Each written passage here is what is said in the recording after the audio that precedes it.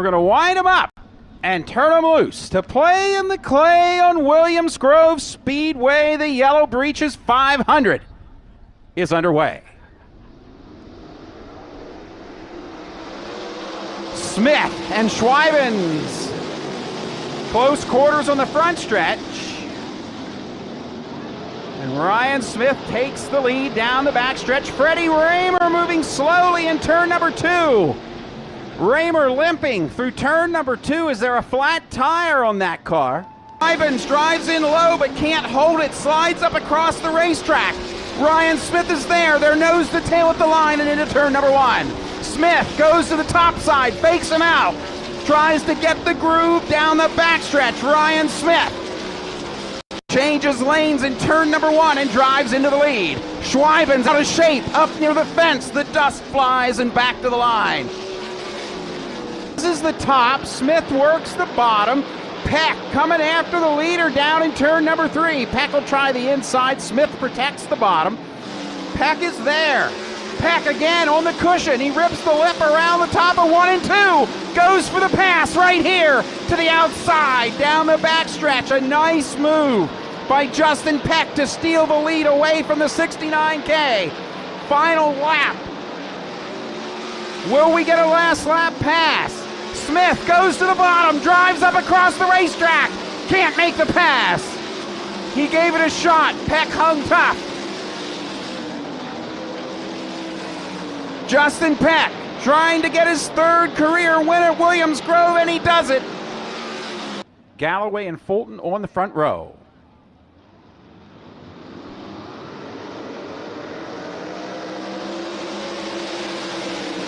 Jacob Galloway drives from the pole into the lead and spins in front of the field. Galloway gets clipped by one car, but everybody stays on 4 wheels. Derek Locke takes a look on the low side, trying to stick with the leader. He's got a clear run. Chase Gutschall around the top. Drives by Cody Fletcher, and Derek Locke's going to try to lay one on the leader. Working lap number 9 on the low side. Derek Locke for the lead off 4. Back to the line.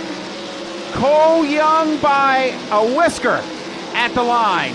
Cole Young with the momentum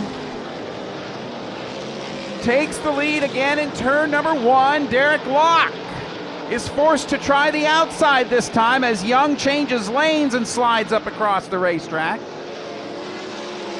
There'll be 5 to go when they get to the start-finish line. Watch the race for the lead into turn number 3. Young trying to keep it smooth and loses the lead on the top. Derek Locke drives by on the inside of 3 and 4. He's got control with 5 to go. Derek Locke trying to get his 18th career win at this speedway, and it looks like he's going to do it off turn number 4. The checkered flag comes out for Derek Locke.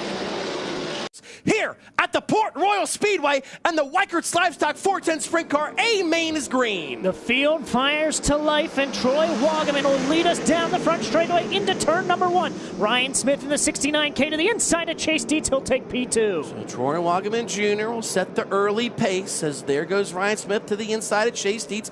He'll move up into the runner-up spot. Dietz, however, swings to 23 wide off of turn number 4. He'll look down low in turns number 1 and 2, puts a slider on Wagaman. Wagaman points the car back down the hill. They're side by side. Now Wagaman's going to be forced down low here. Dietz up high. He's trying to rip it around the fence off of turn 4. Chase Dietz, your new leader, is Justin Whittle. He's going to have the top lane open once again here in turns 1 and 2.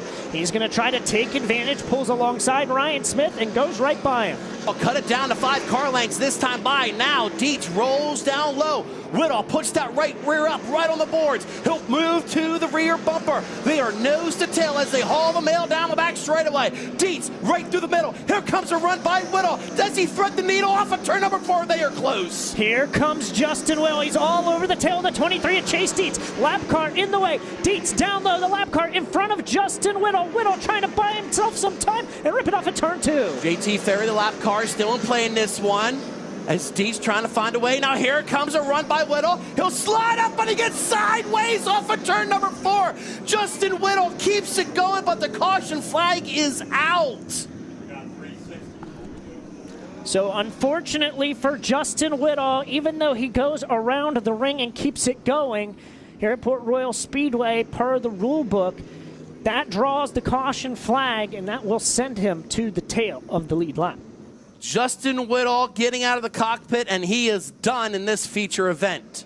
On the bottom side of turns 1 and 2, does Ryan Smith find a lane here? Chase Dietz, he's going to go up high. Ryan Smith in the 69K down low, battling for the lead. Chase Dietz still got it. Now they approach slower cars, so now Dietz down low. Here comes Ryan Smith on the outside. He'll take the lead off of turn number 2. Dietz going up to the top shelf here in turns 1 and 2. Cars side by side in front of Ryan Smith. Your top 2 cars under a blanket. Smith has nowhere to go, blocked by the lappers. Now he threads the needle, but still Chase Dietz lets it all hang out. Up high off of 4.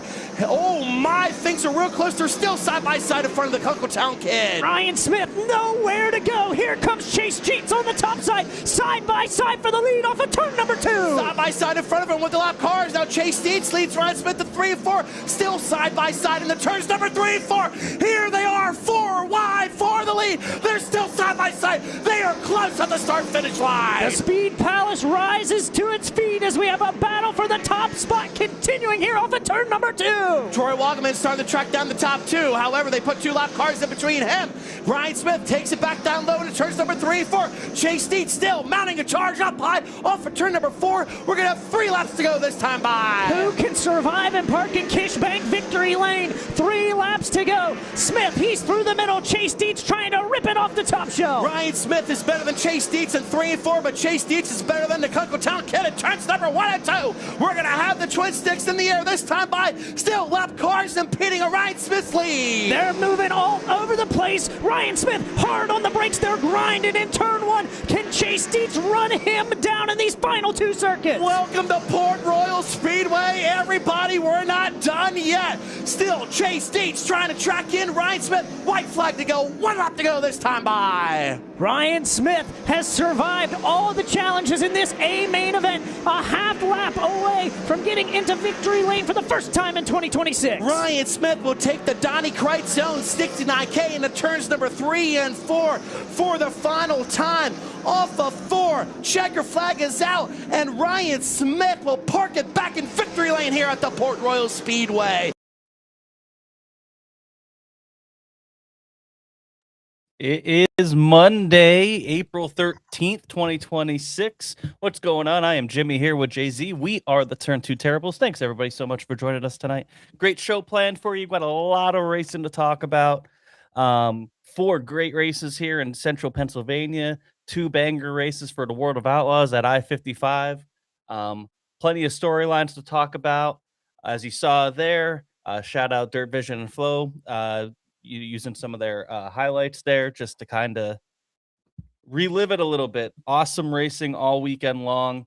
And also awesome viewers joining us as well. What's going on, Matt, Santos, Brandon, Magby, EJ, Mandy, Daniel Lee, Sean Keen. What's going on, man? Marie, thank you all so much for tuning in. As always, show wouldn't be the same without you guys in the chat. Giving your comments and opinions in there as well. But yeah, just what a great weekend of racing. Jay-Z, man, first of all, happy belated birthday. It was your birthday over the weekend. I hope it was enjoyable. Yeah, it was a good weekend, man. It's great to get out and see, 3 races. It was a lot. I'm still tired. But it was a great weekend of racing. We had great weather.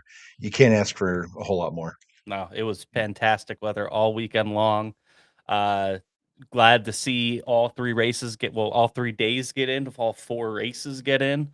We're going to talk about that here in a second. And yeah, and it looks like we're going to talk about a little bit later what's coming up this week.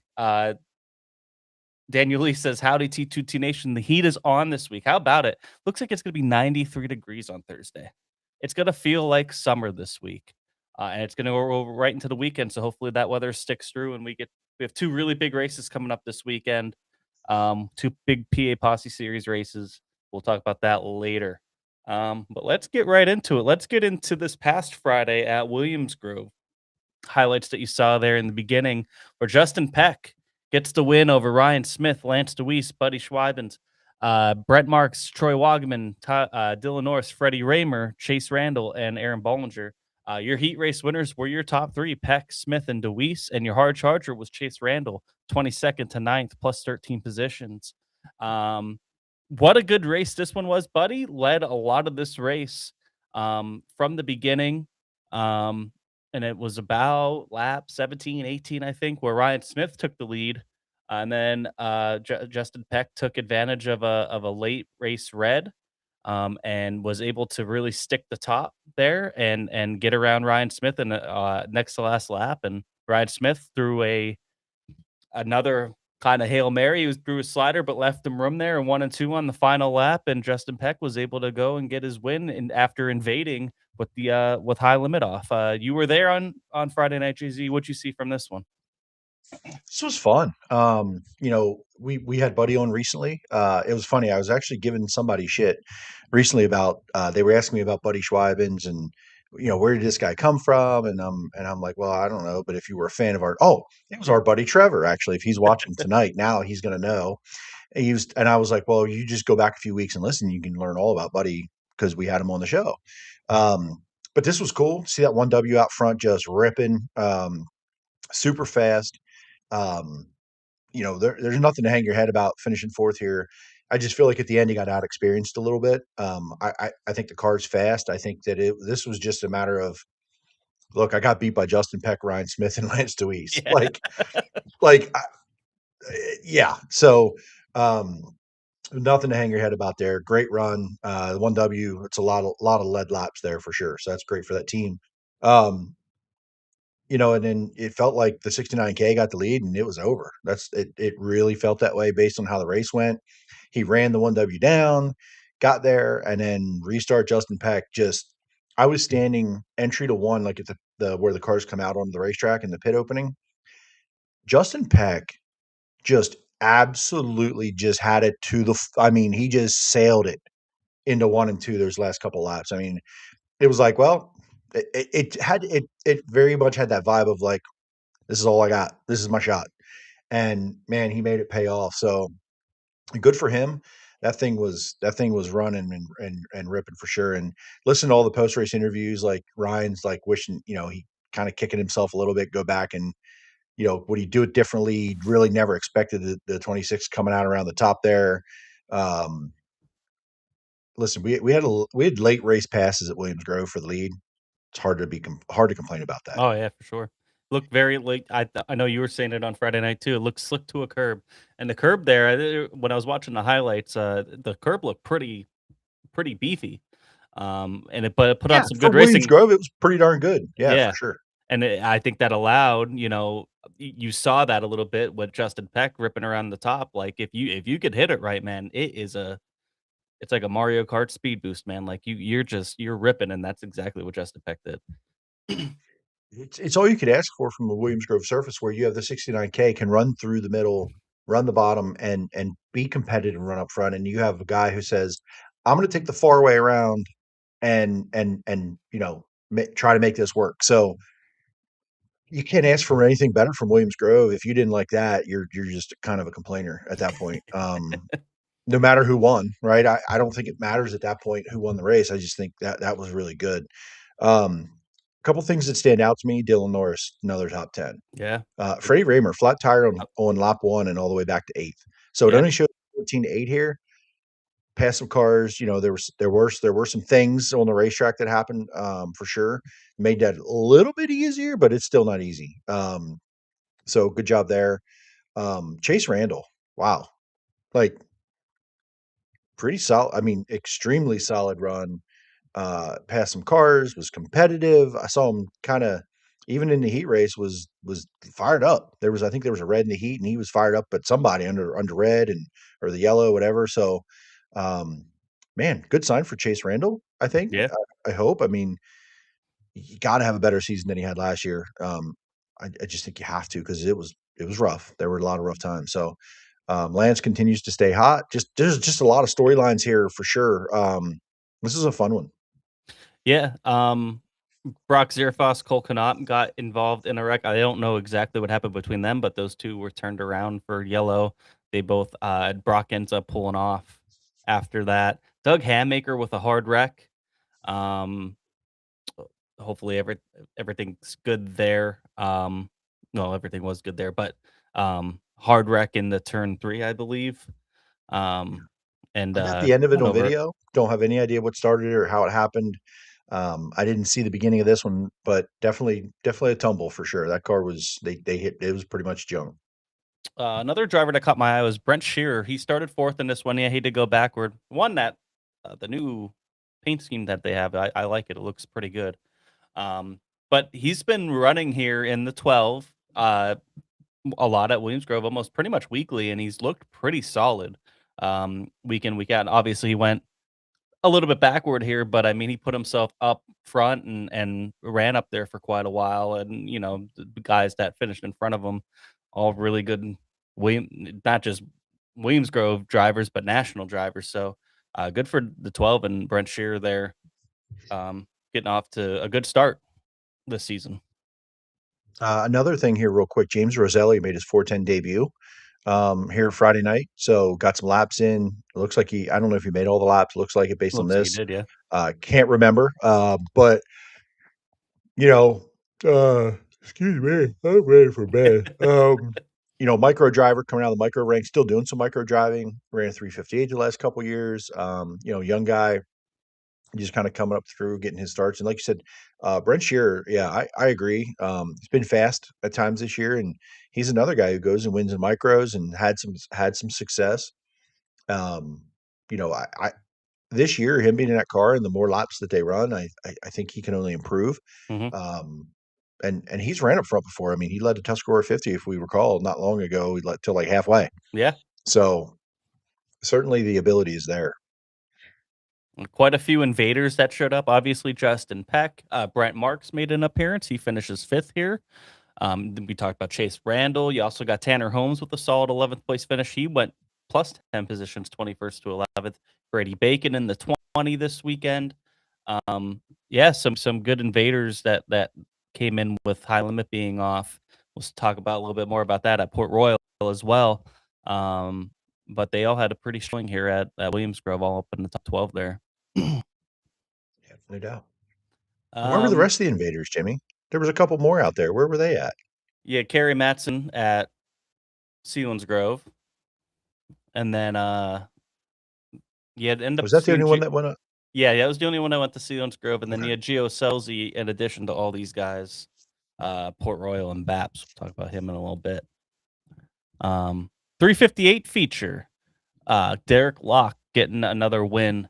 After a pretty good battle with Cole Young, who led a good chunk of this race. Austin Reed finishes 3rd and also is your hard charger going from 10th to 3rd. Awesome run for him.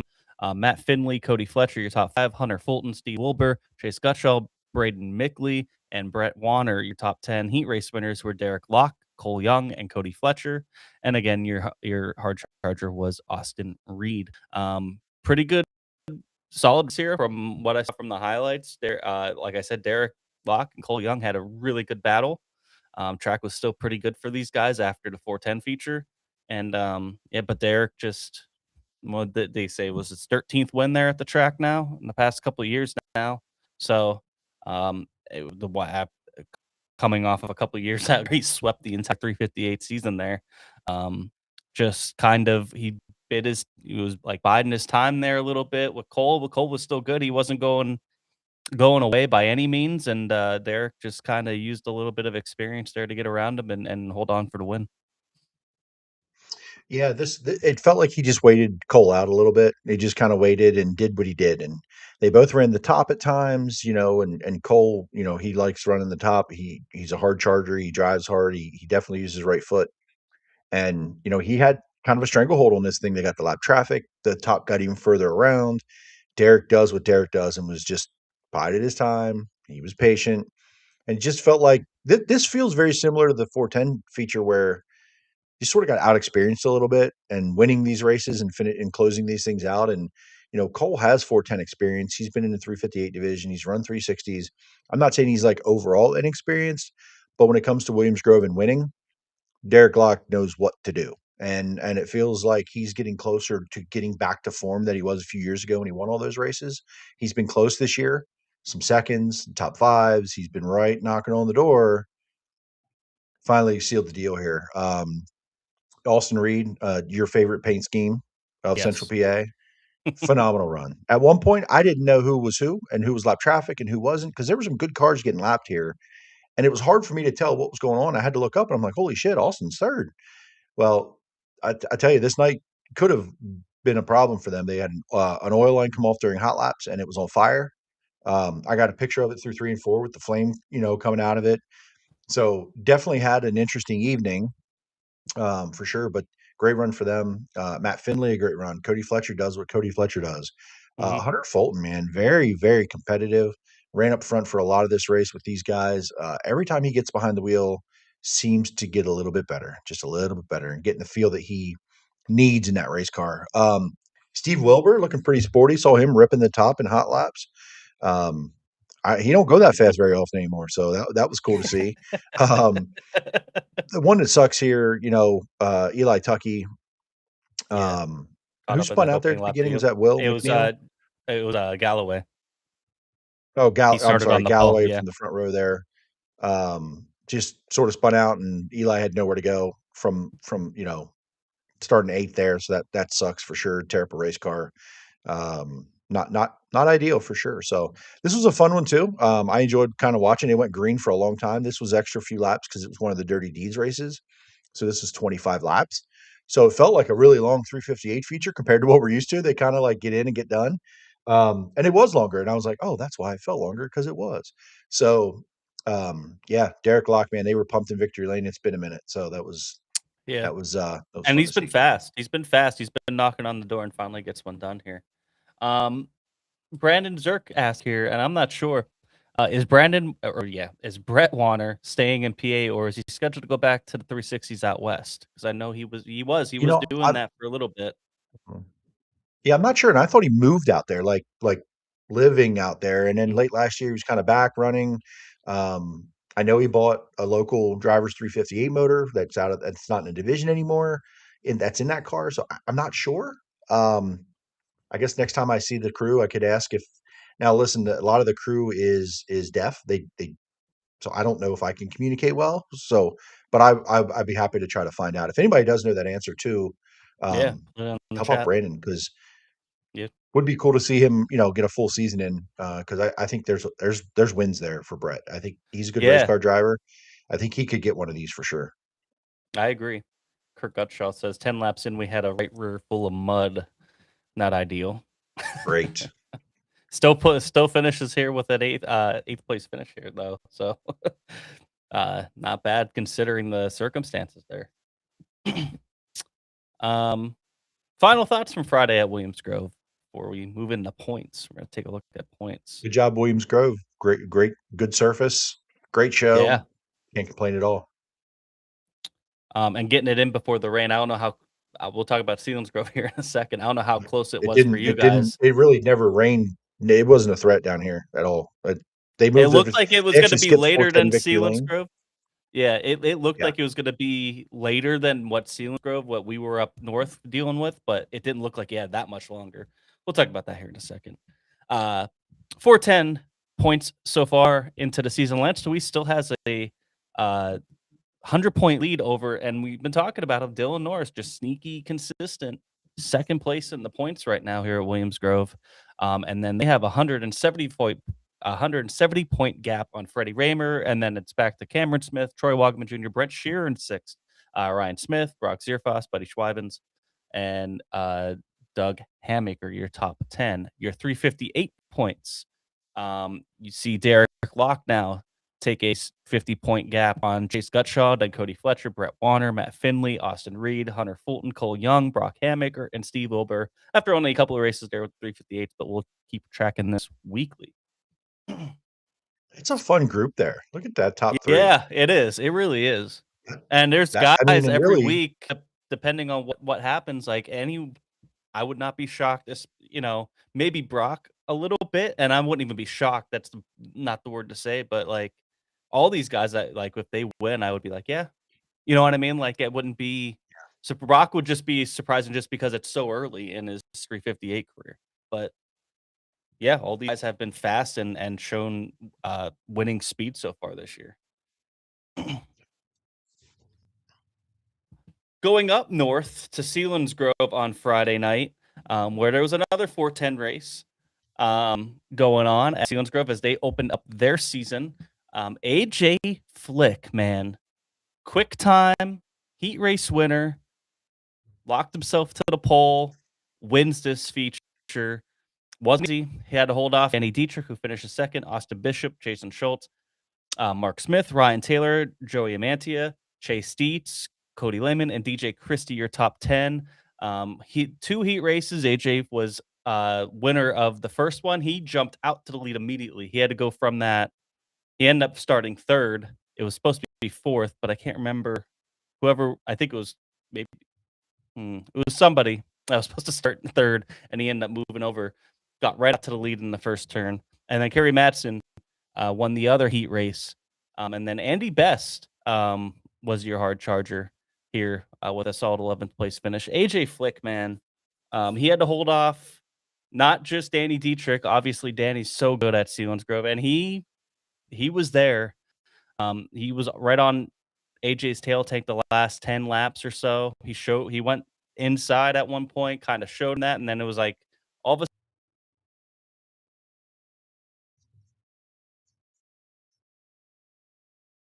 We might have lost him. Oh, there he is. I'm here. You guys hear me? Cool. This is awesome. I love my internet. It's going so well. I don't know where I got cut off at. Not long. It just talking to Danny and AJ, the battle there. Yeah, running the bottom. Danny kind of showed the inside there. Before that, Kerry Madsen was super fast, and then was very slow, blowing up, going down the front stretch. For a chunk of this race, it was AJ, and then it was kind of between Madsen, Chase Dietz, who ended up having a flat tire after Madsen blew up, kind of took those two guys out. It was kind of like a 4-car battle, and if it would have stayed green and they stayed in lap traffic, who knows what would have happened. But AJ did his job, was really fast. Once Danny kind of showed he was coming inside, it was like almost like AJ kind of turned it up a gear. I'm not sure if that's exactly what happened, but it felt that way. And he kind of, not a full gap on Danny. Danny was still there until the end. But it wasn't close then after. Really, AJ just did his job, led every single lap of this thing, and did a fantastic job in that 77. And it's not a place that he makes starts at. Was only his second night in this car. It was super impressive. I was really happy for AJ. When I saw the rundown, I was, I was at Williams Grove, and I was like, you typed it in there, and I'm like, wait, is he messing with us? Like, is this real? Did this happen? Is it like really happen? And I had to wait for another message or two to come through, and I'm like, oh, so is this? And I'll ask the chat. Is this the upset of the year so far in 2026 in Central PA? I guess between him and Carkland. I think it is, right? Could it be between him and Carkland? But I feel like Carkland, we felt like it was coming for a while. I feel like he was knocking on the door and was there. And again, not that AJ isn't capable. Like if this was Port Royal and it was the same thing, I wouldn't call it that, right? Because we've seen AJ's won there before and he's ran there. To me, this is like, you beat Danny Dietrich, you're not a regular. If Chase beats Danny or Austin Bishop or even Mark Smith and some of these guys, if they beat Danny, I'm not saying that because I think they can beat, but AJ Flick beating Danny heads up, I think it is so far. I think it's the upset of 2026, and I'm here for it. I think that, I guess unless you're a Danny fan, or a Chase fan or a Madsen fan, you may not love it. But I think as a race fan, you should. This is pretty cool.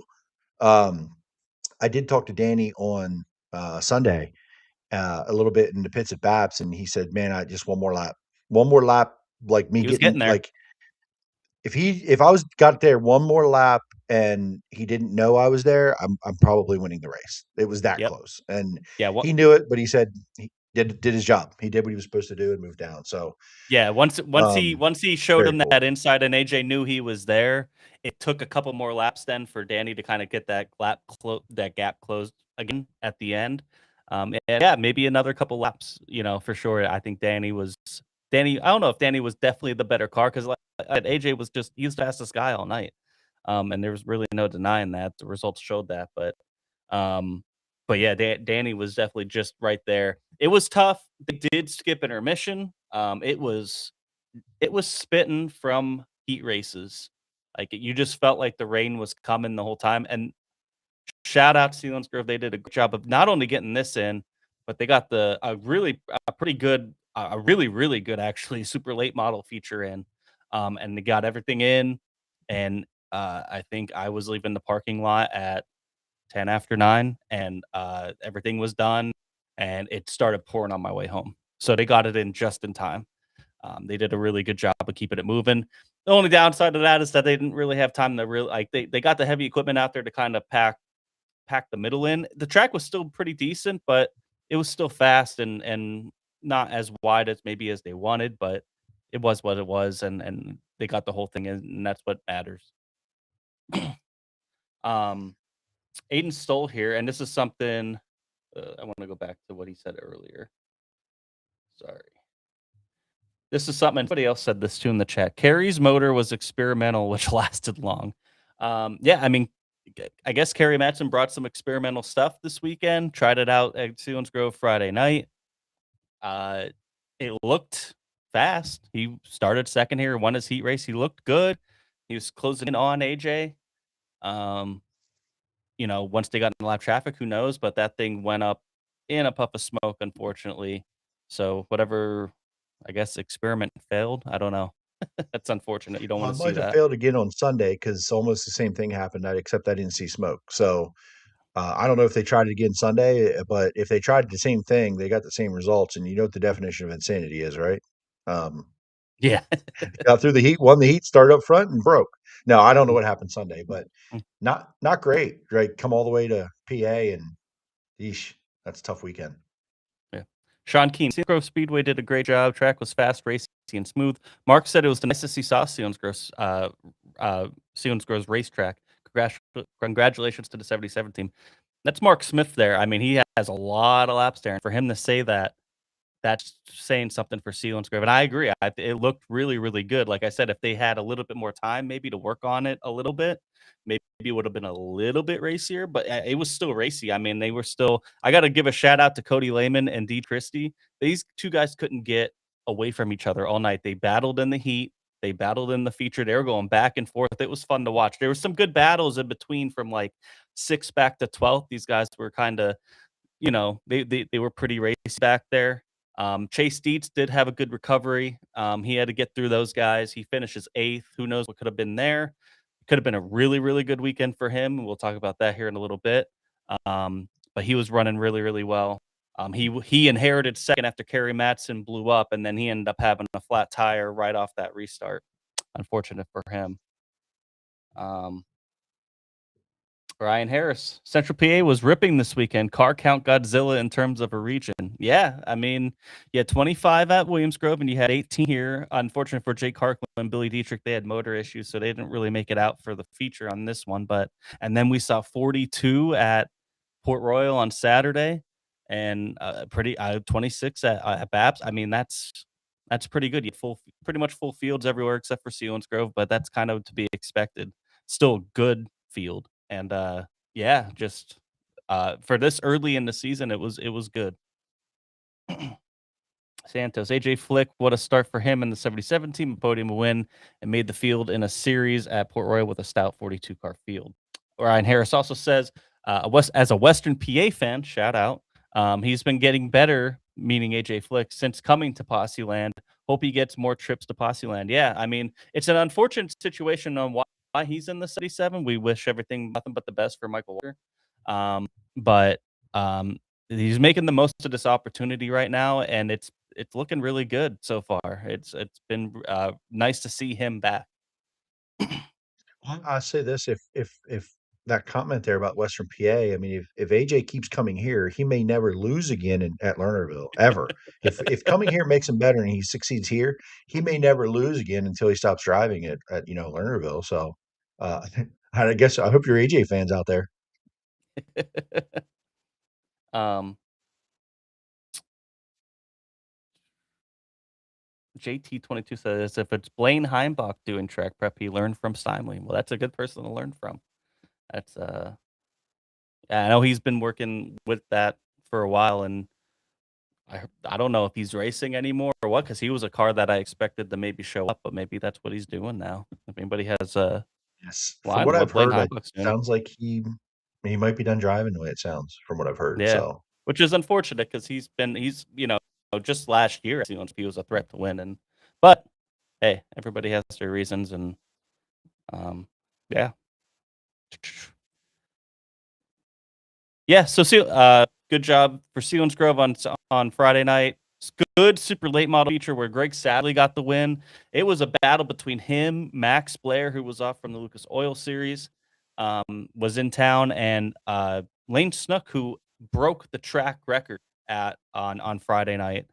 Really good bat. Lane led a lot of this early. Him and Greg had a really good battle, and then Lane and Max Blair had a really good battle for second from there on out, but it took Greg a long time to get around him. It was a pretty good super late model race. Place can be really good. And it was a good field of cars too. I think they had 23. Let's go to Saturday. PA Posse Series race at Port Royal, 42 cars, lots of invaders. This was what I think when this Posse Series came out, this is what you envision. You had you're combining all the cars, you're combining all the resources in the one place, and it paid off here early with the car count. Great race, and a pretty good crowd for early April. To be honest, like it was pretty good. Great weather, you couldn't ask for better. Oh yeah, I'm sorry. Hayes Mattern broke the track record, not. I'm sorry. Thank you for correcting me there. But yeah, Hayes Mattern too as well. But anyway, Port Royal. Ryan Smith gets the win over Chase Dietz, Troy Wagaman Jr., Brett Marks, Lance DeWeese, Justin Peck, Giovanni Selzy, Brock Zierfoss, Danny Dietrich, and Logan Wagner. Your heat race winners were Justin Whittle, Chase Dietz, Troy Wagaman, and Justin Peck. And your hard charger was Logan Wagner. Going from 18th, 10th. Quick time for the night was Jake Karklin after the night before having engine issues. They worked diligently to get that car back out there Saturday morning, and it paid off because he was like 2/10 faster than the rest of the field. And got quick time, which in a field of 42 cars is nothing to. It doesn't matter if he went out early or not. It was a fast time, so I backed up that win a little bit. But Ryan Smith, almost winning on Friday night, gets to win here Saturday night. Chase Dietz put up a hell of a fight. I think before we get into that, though, Justin Whittle, man, I thought he was not only just going to go get to the lead, I thought he was going to go run away with this thing. He was ripping the top like Macri would. Like I guess that's like the best comparison I could say of how he was running, like how good he was running it up there, and just he was catching the leader there and got into the back of JT Ferry, who looked like he was holding his line low, and just trying to squeeze it in there, racing hard, and got into him and spun around, and then he parked it. I don't know if something was broke. I believe something probably was broken on the front end, but I couldn't really tell. But he got out. He was upset. He was going to get sent to the rear anyway. Bummer for Justin Whittle. But if that doesn't happen, he might have stunk up the show. To be honest, he was super fast. So I don't know if Justin's watching tonight. I know he's watches sometimes. If he's watching, if you're here, if you care to comment, because I have questions that I don't know, and I was sort of listening to this while I was at BAPS, and I didn't know. I don't know if I heard, and maybe people here know. I don't know. And if you actually know, like, tell me. If you don't know, I don't want guesses. Okay, bent front axle. Okay. Yeah. So that was my question. Did he pull in because he was pissed he got put to the rear? Did he pull in because he thought the car was broke? Did he pull in to have it checked and then wasn't allowed back out? Like, what was the scenario, right? So if the front axle's bent and the car's broken, you're Oh. not going back out. They didn't let him back out Correct. because work So was performed with no tires going down. that's right. This is where I'm going with this. With no flat tire, they adopted the same work area rule this year that High Limit did. If you don't have a flat tire, there's no guaranteed time any time in the race. But even if you have a bent front axle with your tires inflated, you're probably not going to go back out. Or if you maybe you would, I don't know. But if you come in, you stop, okay, nothing's broken. Yeah, it's not steering quite right. Push me And you back just off. get pushed back Why can't out. they Yeah, do that? that's a good Right. question. So, like the timing of it, I'm curious about because there's just the spin and whatever one to green. He can come back out. There's time. It's not 2 minutes. You stopped. Okay, we looked at it. Push him out. So he got out. He Uh, was visibly frustrated. So those were my questions. Wasn't sure if anything was wrong. Came to get it checked. Hey, you're done. You're not allowed to go back out. Or it parked too long. You're not allowed to go back out. Or I don't know. Or he was told to go out, like told to get off the racetrack. I'm not sure. Or he did it because he was pissed about the 360 rule going to the rear. All of those things I have questions about his frustrations and what they were. Was he just frustrated that he just lost? He got into JT and spun out. That maybe he was just mad about that, right? So I'm just curious because everybody kind of made a thing about the work area thing, but has he come out and said, "Here's why I was upset"? Maybe it was. We've seen Justin get upset about a mistake on the racetrack before at mhm. himself, right? Or so I was curious why the frustration, and there's a lot of reasons that you could be frustrated for sure, but I was curious which one it really was and kind of what that communication was to him. So Justin, if you hear this after, shoot me a DM. we I'd like to know honestly as a fan watching this.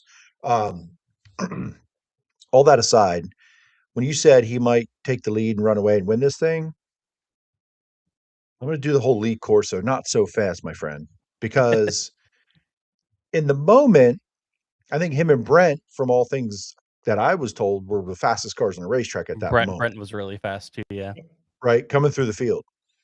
But what we saw as you watched this race, the top kind of went away a little bit.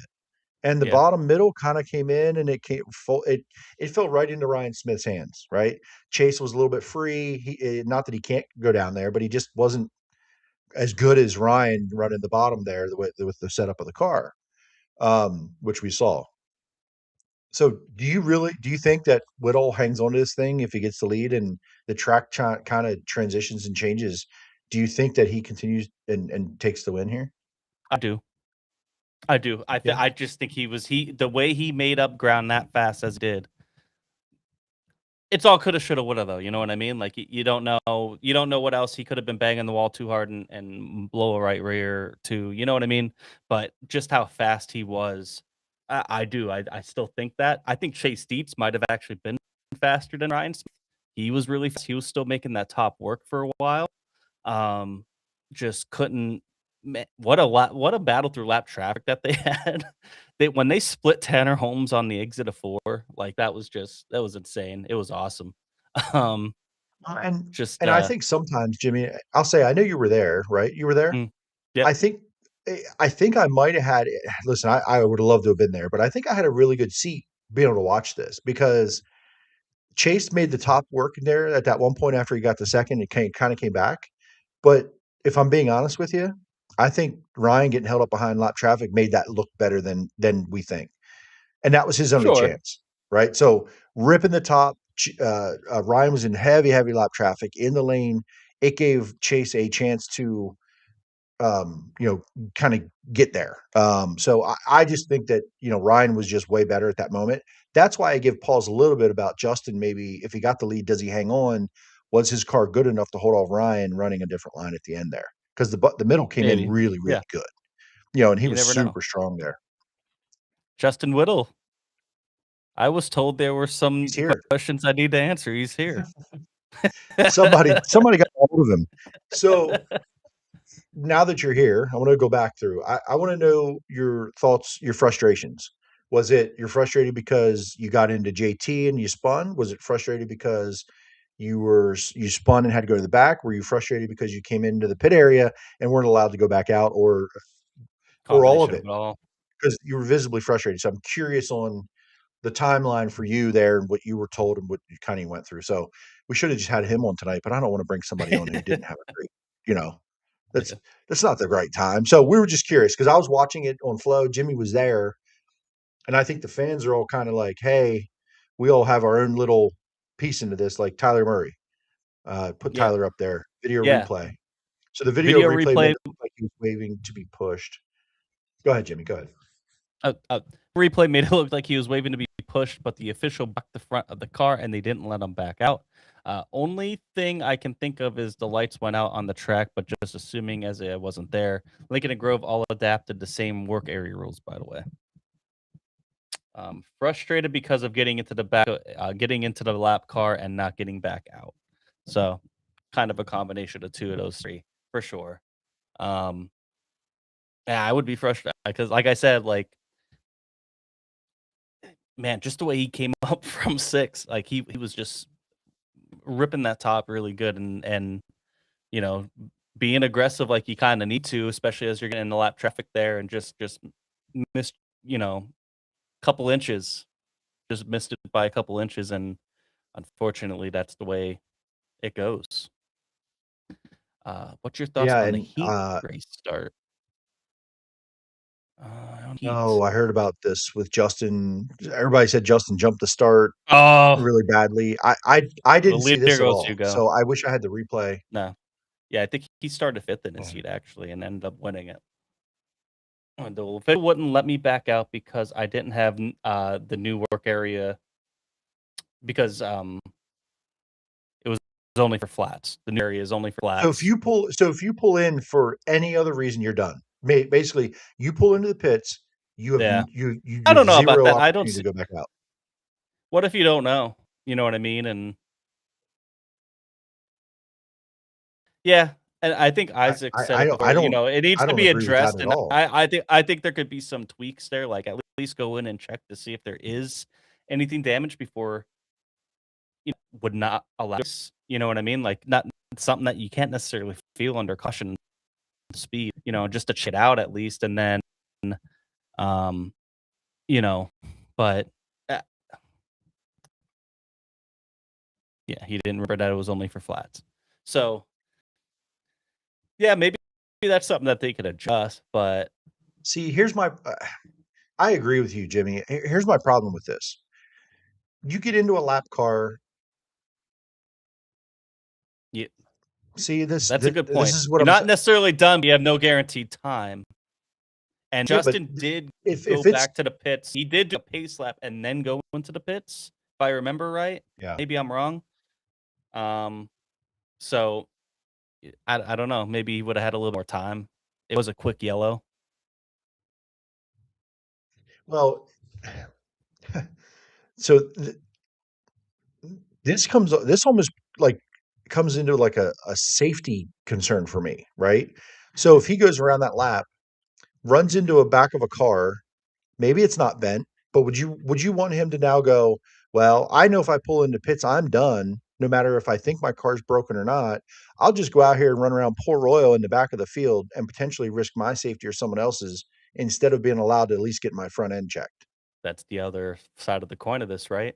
I feel like so going back to Selinsgrove on Friday night, I think it was Danny and somebody else was like pulling up to the side of Chase Dietz, and Chase was trying to pull up. He had that tire going down before the restart. Did not pull in. He was going to give it a go and see maybe, hey, maybe it was just a bleeder or something. Who knows? That maybe it would have lasted. But I wonder if that had, I don't know what Selinsgrove's rules are, but maybe it could be part of all of this is like, I don't want to pull in because if I do, now he was able to get his tire fixed and go back out. That's obviously not Selinsgrove's rule, but he at least gave it a shot. But, kind of like what you're saying, it's like you kind of maybe know it's not right, but you're going to have to stick out there because if you go in, now you're done. I put Trevor Stovers on there. That's funny as hell. If you pull in and no flat tire, can you puncture your tire and give yourself 2 minutes? It's like you pull it out of your suit, That's funny. I like that. I like the creativity. Yeah, listen, and I guess every race could be different. So I'm gonna put the shoe on the other foot, and I'm the race director. One night I give some grace, one night I don't. Mhm. Is it going to be this? And listen, I think it And can this sounded be like one night if there's weather coming, right? Yeah. You're going to shorten it up. You're going to keep it moving. Any other night, maybe you give that one extra pace lap to allow that driver to get back out. If there's no visible flats, push him back out. They're good, right? Like the communication has to be solid there. And this is a little different for us in Central PA. We don't do this a lot. So like, I think there's a balance, but I think safety has to be the priority. Mhm. Absolutely the priority. And they all know as drivers, if the belts come loose, they can pull over, talk to an official. That's But what in this instance JP22 where there's a says little bit of, here. Yep. go ahead. Yes. A simple fix is to stop at an official like you would for a safety issue. But does that count? I mean, he's already going to the back. If he stops now, do they just black flag him? Like, you know what I mean? And are we trusting the official to make sure are we going to trust that official to look around that car? And not that they're not capable, but I'd want my crew to look at that, not a safety official on the fly in that instance, right? So I don't know. I think the driver needs the opportunity to be able to come back out, and there can be a balance. Yeah, one lap around Port Royal at pace speed does take a little bit of time, but it's not like a Talladega lap in NASCAR, minutes and minutes, right? So Yeah. like, Yeah. could we do one more lap, give them the opportunity to get pushed back off, good to go? Because I think if that car's truly broken, they're not coming back. They're just Right. done. Hey, we're good. But if the car can be checked and he didn't even have a chance, because he was going to be pushed off. I don't Thank know. you for clearing this up, Isaac. Chase didn't realize it was that low. The rule is the same for Port and Selinsgrove as high limit, only for flat switches. That's what he had. Also didn't see Danny till he came around the outside. Also, lineup was set, so he probably wouldn't have had time to change it anyway. So thank you for clearing that one up. That's all. That's a good point there. But yeah, was able to change it, go back out. Well, that most recent comment, there's so many questions and gray areas that need to be addressed. And listen, I'm saying these that there may not be gray areas. I'm just don't know the answers.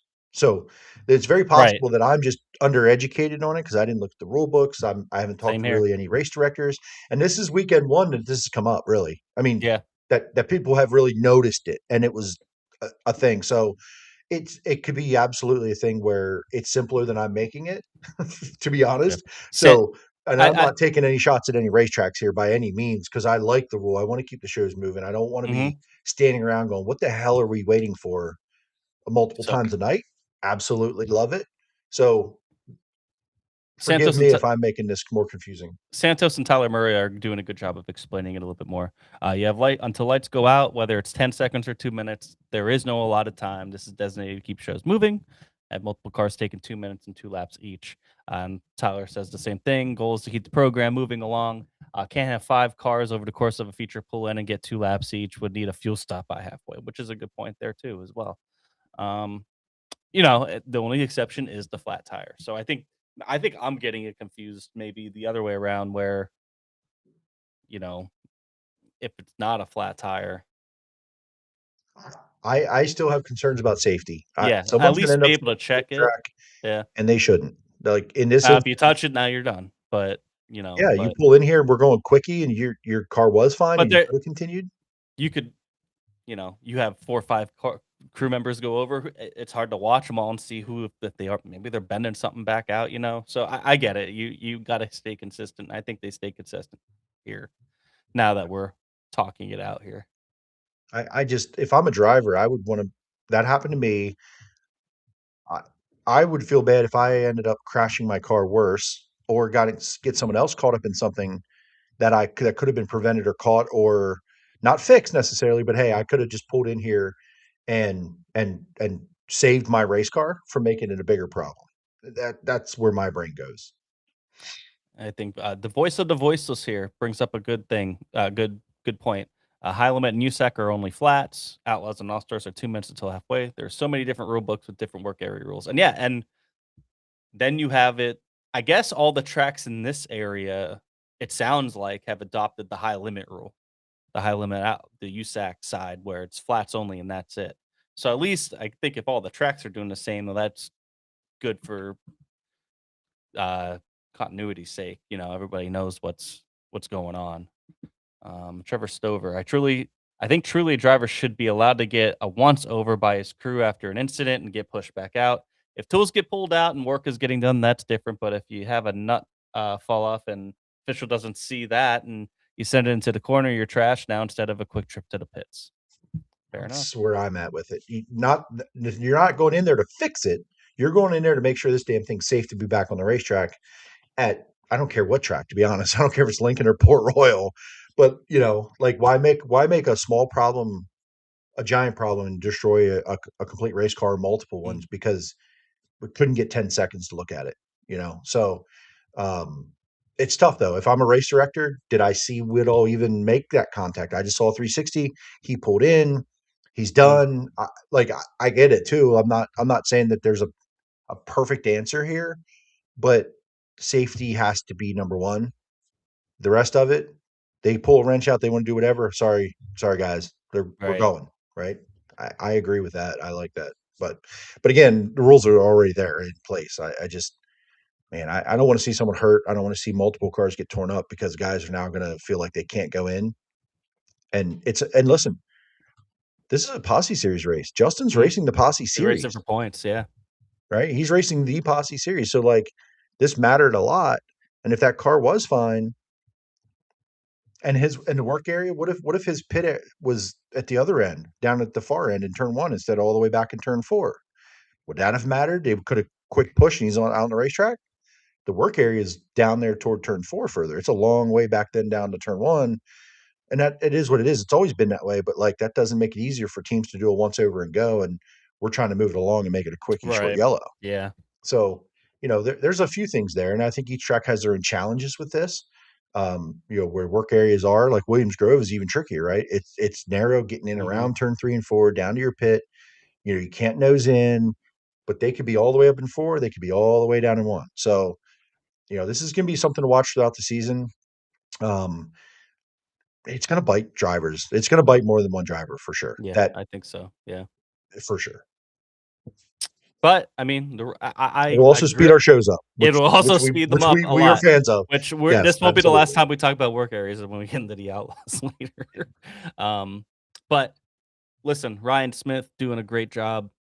He could move that car around, lap traffic a little bit better than anybody else, and was able to hold off Chase Dietz and get the win here. And you know, a first and a second for the weekend could have been 2 back-to-back wins, to be honest. Really, really solid weekend, and you're starting to see that 69K get rolling, and good for Ryan Smith. He got a win around this time last year at Port Royal, and then we kind of didn't really hear too much after that. I think he got 2 wins or so last year, and then he kind of fell off the last half of the year. So I'm hoping this continues. Continues this momentum, because it's always good when the 69K's out there, and Ryan Smith's a really good driver. So they're doing the opposite of last year because he DNQ'd at Williams-Grove like 2 weeks ago. So like didn't even make it out of the B. So, and he mentioned that like they got some things going, they're going the right direction. So you know, competitive 69K and run up front is like you said, better for everybody for sure. What a great battle between Chase and Ryan. That was one of the first things Ryan said when he got out of the car was, "Man, that was fun for my seat." I don't know about you guys, and it felt like pretty close to classic Port. It was slick to the wall. You had to find the grip, and it was nice and smooth, a nice smooth surface. It wasn't choppy like it's been the first couple of weeks going into turn 1. Obviously, the weather helps, and having more time to work on the track and it getting warmer. So, very, very entertaining race. Troy Wagaman was closing in on these guys at the end. Very good run for Troy. Shout out to him. He ends up winning his heat race and locking into the pole since he was quick time in that heat race and held up there. Brent got around him, I believe, at one point, but he got back around Brent. It was a good battle between from Gio back to Freddie. Gio, Brock, Danny, Logan Wagner got in there at the end, and Freddie. Those guys were battling for a lot of this race in the back half of the top 10, 2-3 wide at times. It was really, really fun race. Yeah, just really, really entertaining. 42 cars, great field, great night. Giving it a glimpse of what this series can be and what it can accomplish. I think in terms of, I know some people are saying, you're always going to have those people like, man, grandstands aren't as full as you think they were. Well, it's not going to be, but it was still really there's still fans rolling in and the heat races and everything. I think it's starting to do a little bit of what it was intended to do, was just kind of consolidate everything, all your resources to one place for a couple weeks out of the year. So a couple things, and we'll move on here. I want to ask you a question. What do you think of Gio's car? Gio's car is nice. I love it. Yeah, Yeah. I do too. I wasn't sure, looking at it in pictures and different things I saw, and then I got to see it Sunday. I like it. I think it's cool.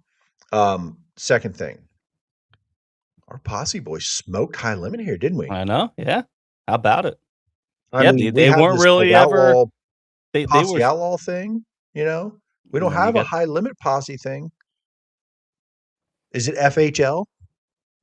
I mean, FTO, FHL. Are we doing that? Is that a thing? Yeah, why not? I'm for it. Cy Lynch made a surprise start coming out. We didn't know he was coming out until that day. There was a couple surprise ones. Michael Bauer made a trip out from Western PA. I've got to give he might be my dump it later to Matt Campbell, because he was leading his heat race that Troy Wagaman ended up winning and blew a motor. He looked really, really good. He's been, he doesn't have many starts at Port Royal, but every time we've seen him there recently, he has impressed. And he was on the way to doing it again, and then unfortunately had that issue. Unfortunate for them. So, but yeah, just it was good turnout, and let's go Posse, man. Look at that, top 3, and keeping those High Limit guys at bay. Port Royal Point. Oh, pretty decent late model feature. It was a good battle for second. Max Blair won this race by 10 seconds.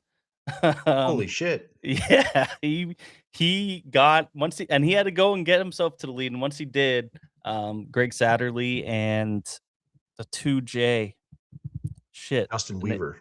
Thank you. They were battling for a while for second place, and Max Blair was just slicing through lap traffic, and he got out to a 10-second lead. It was insane. You beat Satterley at Port Royal, a slick Port Royal, by that much? Yeah. I mean, you had cheating. He cheating, bro. He cheating. You had Eckert still there. I mean, you had a lot of good hitters there. So, it was a good race though. But 10 seconds, man, is insane. Chase Dietz leads the Port Royal.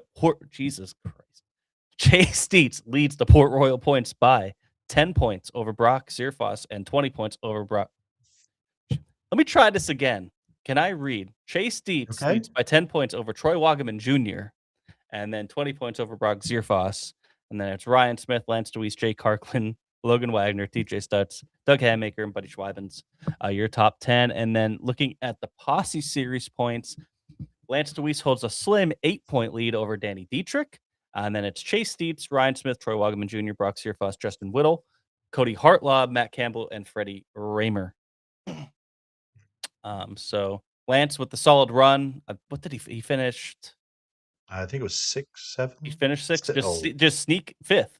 Sneakily consistent in that, in that 3rd to 6th range every week. And if he's not battling for the win, just some consistency that we really haven't seen from Lance in a little bit. You know what I mean? So it's good to see them getting, because either he was up there running up front and then having a mechanical failure and then dropping out or what, but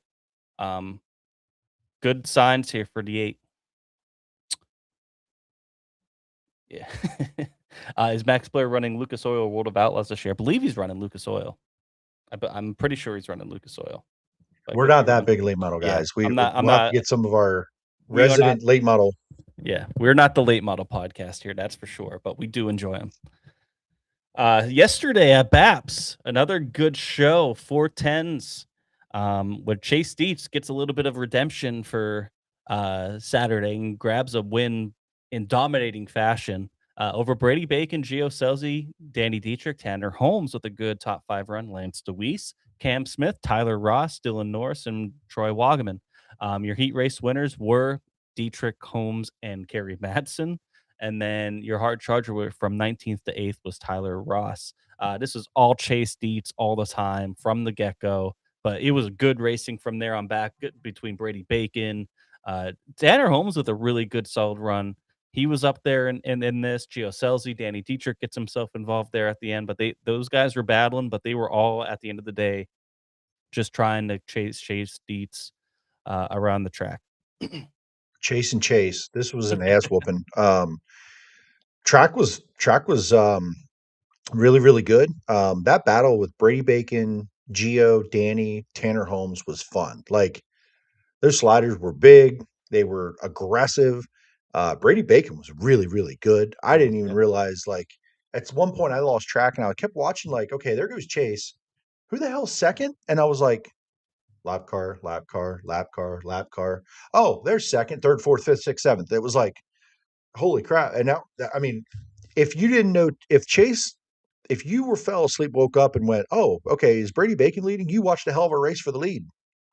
But Chase was on another planet. It was just that good. And we're going to talk about it here in a second. You know, the 358 mod race was fantastic. I mean, maybe we were just hoping for somebody to pass the leader. I don't know, but Chase isn't going to apologize because this was an ass kicking, and they got out. First BAPS win or first 410 BAPS win. Yeah, and Is I that think what we heard? since I think he said since 2019. I think he win in the 75. I think there is what they were saying. I could have been wrong. I couldn't really hear that well. I knew that they brought out a date. It was 2019 something in an interview. I heard that, but I didn't know if it was a 358 win or it was a 410 win. I didn't know, but that's crazy to me. Like, he's been there many times battling for the wins. That I couldn't believe it, and to just have that level of an ass whooping was impressive. And I tell you, I was watching some cars, you know, run the top in 1 and 2, and it kind of shelves off of 2 at BAPS, and it gets a little flat. And, you know, guys were struggling with that a little. He had all 4 tires up over the heavy stuff and just digging past lap cars up there. That thing was hooked up. I mean, just everything he did, it just was fast. Whatever he wanted to do was still faster than everybody else. And some of those lap cars were fast. He lapped some really, really good cars. It was just impressive all the way around. Yeah, well deserved too. Like, because like you said, it's kind of wild to think that he hasn't won there because he's been so good there every time they unload, especially in the 23 car. But even before then, so yeah, and it was October 2019 in the Lefevre 75. That was the last time he's won at BAPS. Pretty wild to think about because he has been pretty good there and just dominant yesterday. Just was able to rip that top when there's a nice meaty curb that you can run up top there, and it looked like a really good racetrack. You know, just typical BAPS, and even the heat races were still pretty good, but typical BAPS were just features on point all the time, and they had a lot of they could move around a little bit, but that top was the fastest way around, and if you could not bobble up there and run it nice, just like Chase Dietz did, you can make a lot of time. I even saw, the top was definitely the place to be in 1 and 2. And like Danny was even making the bottom work at one point, like in traffic where he just needed clean air and there was grip. I thought at one point he was up there passing, maybe going to pass Gio off the bottom. It was fun. Cars were everywhere. It's what we've come to expect from BAPS. That's 2 good BAPS racetrack main racetracks in a row for the 410s. And it was good. Again, even though done at a good time too. You know what I mean? I got to give them props for. Oh, it was great. After it was the 3rd night in a row. I was so glad to be done at a decent hour. I was like, thank God. Like that was really good. So, and it ended up being mostly a day show with the way the timing goes of it, but didn't matter. They did not dig up the track once. They did a little bit of water, ran it in. Great job. And this, just so everybody knows, Back off They a ran Saturday night night. race. Yeah. BAPS they ran their sportsman extreme stocks and legends, and the sportsmen were up around the fence in the features. So they used the racetrack Saturday night pretty hard. So kudos to that team for turning that place around and get it racy 2 nights in a row. Yeah, it's not easy to do. We got to talk about the 51. We got to talk about Freddie Raymer. He is one name that is a BAPS contender week in, week out there, and not on this rundown for and somebody asked here, Brandon asked, did Freddie break or did he leave because of the jump start call? Well, he left because of the jump This start is a call. little rage bait. Okay, Brandon, you know why. Because it was announced there at the racetrack, and you heard it on the broadcast. Dave Hare cleared up what he said. So this is rage bait, Brandon. I know what you're doing, and we're going to talk about it anyway. Jimmy, what are your thoughts? I want to hear yours first. I didn't even see the start, so I don't know. I didn't see a replay to start. I saw the original one. It looked like a jump, but I thought I personally was under the assumption that they got a warning. But if they don't, then take the penalty and move on, man. That's the thing. They did. When did they get a warning? Troy jumped the restart before that by a lot. So the front row, Troy jumped one, Freddie jumped one. Their call. That's your warning. You got your warning. You did it again. Swap rows. I mean, then there you go. That's the rule. They executed the rule correctly. Mm-hmm. Based on Freddie's wife's post, Aaron said Freddie penalized for, in quotations, jumping, headed home. Yeah. I don't really have an opinion on this one. I mean, if he jumped, I mean, if you think he jumped and they had a warning, I don't know. I mean, just take the penalty and move on, man. I don't know. It's kind of how it goes. They did. They moved on. Well, that's what I mean. But like, get back out there. There's only 26 cars anyway, which that's another thing. I don't know why we had to have a B main. In my opinion, I don't think it was necessary. But especially after Freddie leaving, now you're sending only one other car home. But at that point, I mean, you're gonna make just I don't know. I just kind of seems a little I don't know. I don't know what the proper word to say it about it is, but nut up and get back out there. That would be my opinion. Whether you felt like you were wronged or not, you could bitch about it, but to pack up and go home just seems like a waste. I have I'm going to talk out of both sides of my mouth. I am, because I can't talk about the jump because where I was standing, I could only see Troy's jump because Troy was not in control of the start and took off. Like was way gone. Okay. When Freddie got called for the jump, obviously I saw him go, but I don't know where he went on the racetrack because I was in 1 and 2 and it's all the way down. And I can't tell where I was standing where the white line is.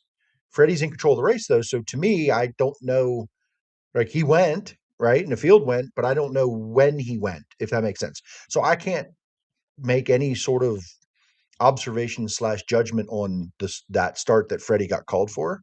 But the rule is the rule. If BAPS said, hey, you jumped, that's your second one, here's what we do. We flip the rows. Go ahead. Go ahead. Oh, I forgot. I bought this yesterday, so maybe I can go back and look.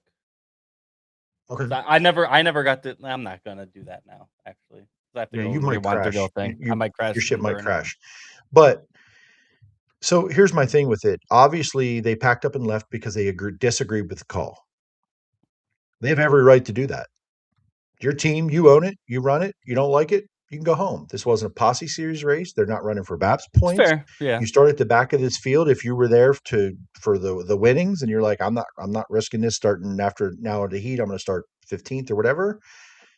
Like, you have every right to do that. I don't love it, but if you disagreed with the track's call and you don't have to be there, I guess that's your message. I'll forfeit the winnings I was going to make. I'm not supporting this and roll out. They have every right to do it. I don't love it, I'm not saying they can't. but I'm saying that if this was a Posse Series race, they raced the race because they want to run the points. They're running for that points, but it wasn't. They don't have to be there. And if you don't agree with that call, then you don't have to deal with the consequences and just peace out. We gone. So I don't hate it. I'm saying I don't love it, but I can respect that they want to do what they want to do with their team. Yeah, This yeah, isn't that's really that fine. different to me Yeah. than a starting park to get your start money. You made the A, you started in the back, you parked after 2 laps, and you took your start money and went home. It's just that he didn't even want to do that. Like, fuck it, peace. Yeah. I'm out. And I'm just like I said, I can't judge the call because I didn't see it that well. Yeah. I don't remember seeing, because I was watching Bristol and I was watching that at the same time, and I don't really remember seeing what happened. So I'd have to go back and look, but everybody says that he jumped pretty early. It was pretty clear. And I didn't know that Troy had jumped the one before. So I don't know. I mean, yeah, you're right. They can do whatever they want, but you know, and it's sad because this is what's being talked about. You know, the officiating, because obviously you had Danny's jump call, like Daniel Lee saying here. Danny had a jump call that was overturned a couple weeks ago. Was it the last race or the next last? Or 2 races ago that they had for the 410s at BAPS. Just No. The jump call wasn't overturned. The penalty was overturned because they enforced it right, incorrectly. right. That was an error. He still jumped the damn start. Yeah, yeah. Like, he either jumped the way, start. They just didn't enforce their own rule correctly. right. So maybe there's something there that needs to, I don't know, something needs to happen, obviously, but I don't think so. I mean, unless they screwed up the jump call. If they truly screwed up the jump call and can't see where the white line is, that shouldn't be hard to do. Everything else they did by the rule book, what was supposed to happen. The front yeah, row, they jumped twice. Troy jumped once, Freddie jumped once. You invert the rows. That's the rule book. And that got changed after that bullshit a few years ago. You get the warning, then you get the penalty. yeah. Sorry.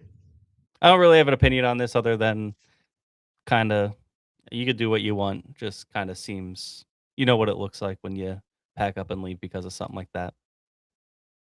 But I agree with everyone else in here. Running a B main was ridiculous. Didn't need to happen. It didn't need to happen. Nope. Did not need If to happen. if anything, they could have ran that 358 mod feature first. If they wanted like more laps on the track or something, but I just don't think it was needed. At some point, starting that extra driver, sometimes it's kind of like, hey, thank you for showing up on Sunday for us after a 3-week race weekend. I don't know, but yeah, I understand why they do it too. I understand why sometimes they do it where it's like, oh, we're only sending 3 cars home. Well, you still got to send somebody home. I mean, Yeah, I was thinking about this, and I know why they did it. They didn't want to pay another start money out, right? Because if let's say it's $300 or $400, that's a lot of ticket sales. I mean, at the end of the day, that's sure, 8, 10, 12, 15 fans. And these tracks aren't here to be our charity. But I was thinking about this over the weekend, and you can't really go to one driver before the B main and say, hey, we think you're going to end up last in this and not make it. If we let you in, will you take half the start money? You can't do that because you don't know who's going to finish last in the yeah, B. But what if they got together and said, hey, I'm going to start y'all, but whoever DNFs and finishes last gets half the start money. So maybe the starting parks wait a few laps extra. You don't have 6 cars pulling off the racetrack just to get the start money. But so maybe now if you end up or being you the just last don't place pay that. car, You just don't pay that. I mean, you could. well, they're not going to race. They're not going to race. Not Then going they're to just race going to go then, home. right? But so I don't know. Yeah, it just. You see what I'm saying? Like, yeah, you could pay half or something. Like, just tell them, hey, the first car to start and park, not the DNF, not if you flip your car or flip your dick off, you're going to get your start money. But if you're the first car to pull off the racetrack, run 2 laps and pull in, you get half the start money where that position was. I don't know. I don't know. Like, I just, unless they wanted the laps on the racetrack, it just feels unnecessary. Yeah. And to for keep it one 10 car. laps, like Tyler Murray said here, it was kind of brutal. Yes. But yeah, I mean, maybe that's something that they can work on, because I do think at some point too, like, you want to thank the guys that are coming to all these Sunday races there. You know what I mean? Like, hey, thanks for showing up. You know, we'll start you Didn't leave and pay. early. Yeah. Right. And then everybody gets out a little bit earlier there, and even though it was still a good time, and they got out of there, but it is what it is. Final thoughts from Yeah. BAPS. So Isaac put his comment. He was on the container 4. I feel he went at the line and the bottom got a better start than the outside row. That was a wider around the top. This is something I mentioned to somebody standing down in 1 and 2, and I said, from where I stood, I could see Freddie go. And I said, but these are the things that can happen with the visual kind of mess ups. That leader can go when he's supposed to. What if Troy didn't get a good start or spun the tires, did whatever? It makes it look visually that car went early because he had such a massive lead and jump, in a sense, not jump start, but like we've seen that. And I said, so I can't judge it unless I was standing at the line. But if Freddie went where he was supposed to, and Troy spun the tires or just had a weird arc the way he went, and it visually, right, makes it look like he went, you they got to be better than that, right? And Mhm. we've seen that before where guys like, what do you mean? I went at the line just because that guy didn't go isn't my problem. So I hope that's not what happened. That's kind of what Isaac's saying here a little bit. Like it, I don't love that. Yeah. Oh, I'd have to go back and look at it and see Yeah. what exactly happened before I gave a full opinion there. But Well, and I then agree. the Like, heat, you don't. by the way, the heat right after this, Tanner Holmes, just like to me where I was standing, looked like he blatantly jumped that start. Like absolutely just gone. And I saw someone else said it after that because I looked at it too. Like he had like an 8 car length lead at the start finish line already. Somebody else would have to look at that and go, okay, maybe that was a situation, but there wasn't a call. So I don't know. I don't know. It looked more blatant than with Freddie's start. Just saying. Yeah. From where I That's stood. unfortunate that that's you know that's the Sucks. talking point here. Yeah. But congratulations, Chase Dietz. Great 358 feature. Billy Pouch Jr. gets another win at BAPS and 358. Great 358 modified feature. 4-car battle for the win, pretty much. You enjoyed this. Listen, I went into the night not expecting, but I've seen these 358 mods before, and usually a good car gets out front and kind of does their thing and gets going and gets spread out. This never really got spread out. The top 4 or 5, it did a little bit after that first group. It ended up kind of being a 3-car deal at the end, but the 14, Danny Buck in the 6, and there was another 6 that started on the pole was really good. The 2 6s were battling at it for the longest time, and Billy Pouch was kind of like there. And then he got the lead, and it was just top, bottom, back and forth. It was outstanding. Super, super fun.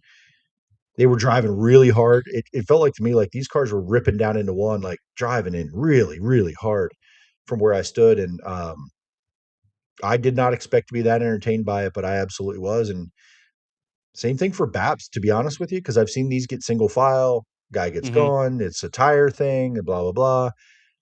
The top hung in there. They didn't have to be up on the cushion in the heavy stuff. It was the banking was helping them, get runs down the hill. Super entertaining, and pretty clean, to be honest with you. Other than a heat race penalty for rough driving, they drove really, really hard, and they drove each other pretty damn clean. It was fun. Yeah, I enjoyed it from at home. It was a pretty good feature, and it was exciting all the way through. And yeah, just Billy. I think they said that was like his third out of his last 5 BAP starts that he won, something like that. I've seen like all 3 of those. I think every time I feel like I see these cars, he's winning these, and he's won them in more dominating fashion than this one. But if and again, not a mod pro here, but Danny Buck, that's the guy that was pissed off at Bedford a couple weeks ago. If you remember in the short track super series, Yeah. he got stuffed in the wall off of 4 after that slider. That was the same 6 car. It's why that stuck in my brain. I was like, holy shit, that's that same guy. So he was in a 358. Was really, really good. Jay-Z, a mod guy now, confirmed. Who'd have thunk it? Who'd have thunk it? Going to Grandview every week. Me and my buddy Tyler. We're going to be Grandview regulars. Look at us. Look at us. See, even Daniel Lee here says you There need to it get up to is. Grandview There for it your is. mud race. But yeah, good show from BAPS. Good job by them. Let's talk about the Outlaws quick. Big fields for them at I-55. Buddy Kofoid sweeps the weekend. I mean, that's the main story, I think, of the weekend. He's 3 in a row now on the Outlaw Tour. He wins here on Friday night over Carson Macedo, Spencer Baston, Donnie Schatz, Ryan Timms, Garrett Williamson, Sheldon Hodenshield, Chris Wyndham, David Gravel, and Scott Boguski. Heat race winners were Casey Alphabet, David Gravel, Sheldon Hodenshield, and Carson Macedo. Hard charger 22nd to 5th was Ryan Timms, and your quick time was David Gravel. I got to talk about David. So in this one, Logan Schuhart and David Gravel get together on the front stretch and cause a huge pileup, and David Gravel's car was completely tore up. Like I said, I didn't watch this race live. I only saw, how the hell did he end up finishing 9th? So I think they have some sort of golden horseshoe stuck up their ass, Yeah. like the Kevin Harvick one from his magical year, because I've never seen a crash harder for them to replace some wings, a front axle, and go. Like how the rear end wasn't broke, how there wasn't any other suspension broke enough to be able to get this thing back together under that red and get back out to do that is Get back to the top 10. unbelievable to me.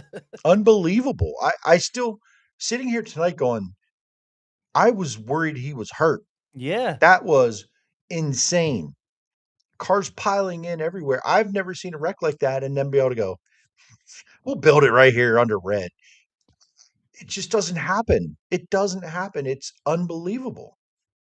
Yeah, and that's one of the things that the work area brings is you get to see that. And David Gravel, that could be a championship saving performance right there. That 9th place instead of, he would have finished, Bill Baylog was in the same wreck, so he would have finished 23rd, 24th, 22nd, somewhere along those lines. And with Buddy on a tear here, who knows? You know what I mean? Like that could be the difference. Logan Schuhart also was involved in that wreck. He ends up getting back to 12th. He didn't have as much there, but what I saw the highlights of David Gravel on the hook, and that thing looked like it looked junked completely. And shout out to him. That might be the performance of the weekend, is getting back up in the 9th place there at a tough track like that too. I mean, I-55 is so tight. It's it's fighter jets in a gymnasium type of racing, all over the place. Try not to run into each other. Good racing all around. I mean, from all the highlights I saw, it was awesome. So, but Buddy Kofoid, man, him and Carson Macedo have a good battle here, and Buddy wins from the pole. Good win for him. And then on Saturday night, like I said, he sweeps the weekend. This time he gets the win over David Gravel, who finishes 2nd. Donnie Schatz, Bill Baylog, Spencer Baston, top 5. Carson Macedo, Logan Schuhart, Ryan Timms, Chris Wyndham, and Reese Moran.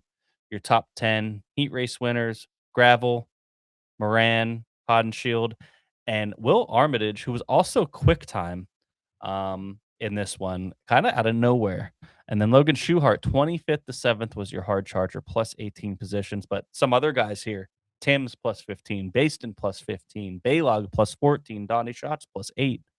A lot of guys that had to come from the back to come up front, but the guy that was up front, another pole, or I guess he wasn't pole here. What did he? I can't see it. Where does he start? 5th, 6th? He started, who Buddy? 6. Starts 6th here, but goes on to win in a pretty good battle with David Gravel. And yeah, good weekend for Casey Jedzrazek. He had he got caught up in that deal, or he finished last, but he was pretty good the first night, and then he wins the dash here, finishes 13th, but good weekend for him. He's showing some promise. But yeah, like Will Armitage, like out of nowhere, quick time, really good. He started third in the feature. Yeah, one name notably missing from the rundown of this, but was there. Rico Abreu DNQ'd both nights. Um, tough tough for I know I remember seeing on Sprint Car Unlimited, like, hey, this is actually kind of a better start for him statistically for Rico this year. It's not the first time he DNQ'd at I-55, but that's a little worrisome because you expect him to be a little bit better. I expected him at least to be a little bit better, but I mean things happen and I-55 is a tough place, but something to note, something to watch for. Yeah, it doesn't make sense. I mean, short track guy, California guy, just you feel like it fits in his wheelhouse. Sh- Unless they, come out and say they were absolutely just testing something that they've never done before and they just wanted to do it. And who knows? Like, I don't know. It's Yeah, he to me didn't though. time well or anything like Yeah, like to me, I, I'm in the minority, I think, but I just think it's an absolute non-story. He's not an outlaw. Didn't have to yeah, be there. To it's not me, that's just yeah. me. I'm saying it's a non-story because before this, he's had an okay season. He's won a Mhm. race already. He's competitive, doing what he's supposed to do. I don't care a little bit, but I want to go back a second. I want to go back to the night before the gravel Shoehart crash. Did you see this, and what were your thoughts? Because did you see the comments afterward, but live and then the next day? Kinda. I know I saw Shoehart and Gravel talk to each other.